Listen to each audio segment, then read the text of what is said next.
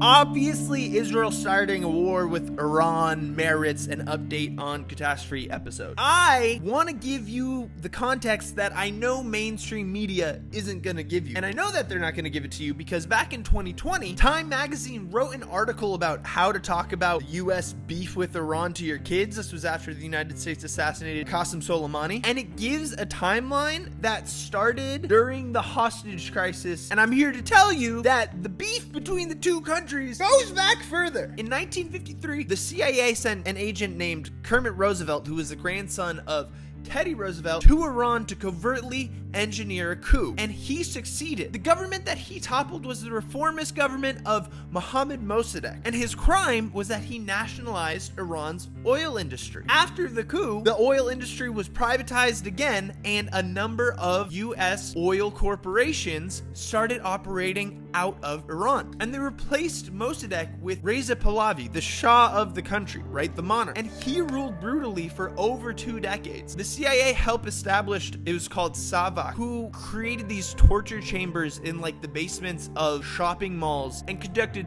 tooth extractions against subversives. And now tens of thousands of people are killed by the time that the Shah is overthrown in 1979 in response to his brutality by a regime that would ultimately be more brutal and fundamentalist. Now the Shah, he was seen as a counterbalance to Arab nationalism in the region. Arab nationalism being a political movement that says, hey, the resources in the Middle East should be utilized by the people in the Middle East. And you see that with Nixon coming into power and saying that he wants Iran to be, quote, the Western policeman in the Persian Gulf. However, by 1979, the US had already started cultivating a different epicenter of U.S. influence in the region, and that is Israel, beginning in 1967 with yearly shipments of billions of dollars worth of aid, which is used on first the PLO, Israel chasing the PLO from Lebanon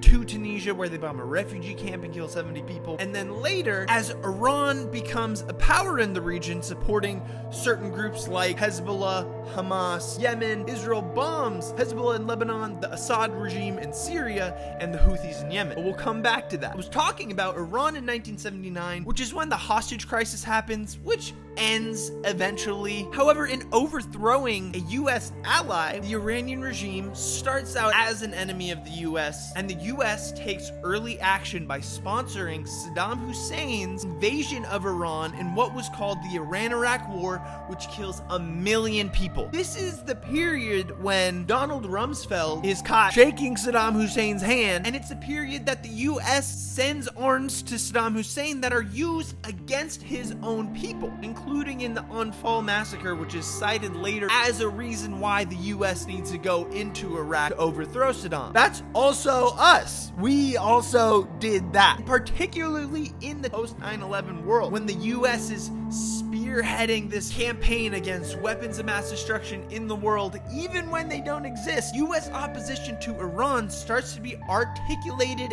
in terms of trying to prevent them from getting a nuclear weapon. In 2003, however, it's pretty widely known the Iranian regime gives up on its weapons program. However, it doesn't give up on nuclear energy. The U.S. retaliates. By 2007, Iranian ships are being stopped and checked by U.S. Navy vessels. The Pentagon had declared that 10,000 sites in Iran had been identified for potential aerial bombardment, and of course we see these crushing political and economic sanctions. Now, during the Obama administration, those sanctions lead to a nuclear deal and an inkling towards the normalization of Iran with other countries in the region, and this is something that Israel is very upset about. In fact, this is when Benjamin Netanyahu comes to the United States to speak to Congress, but not to the president, Obama, in order to voice his opposition to the signing of the Iran nuclear deal. Now, when Trump comes into office, he pulls out of the Iran deal, and a series of escalations lead to the assassination of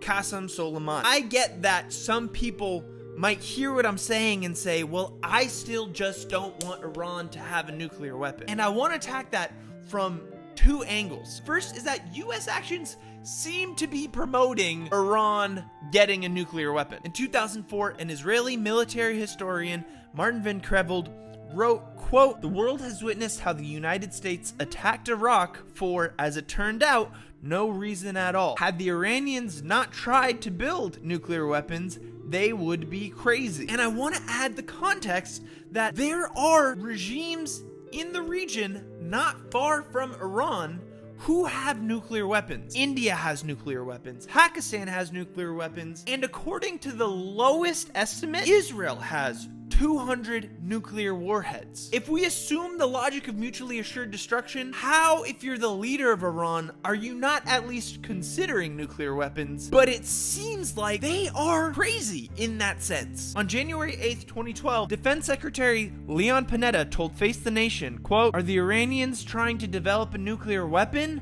No, but we know that they're trying to develop a nuclear capability, and that's what concerns us." And you might say, oh, that was 2012. So much has happened since then. The Office of the Director of National Intelligence put out a report this March that reads, quote, "We continue to assess Iran is not building a nuclear weapon and that Khamenei has not reauthorized the nuclear weapons program he suspended in 2003. Further, this strike has taken place amidst talks between the United States and the Iranian regime surrounding a new nuclear deal. And yes, the International Atomic Energy Agency found Iran in breach of the Non-Proliferation Agreement. But you know who's not even a signatory of that Non-Proliferation Agreement? Israel. What's happening is the US and its proxy Israel in the region is engaging in its decades-long effort to promote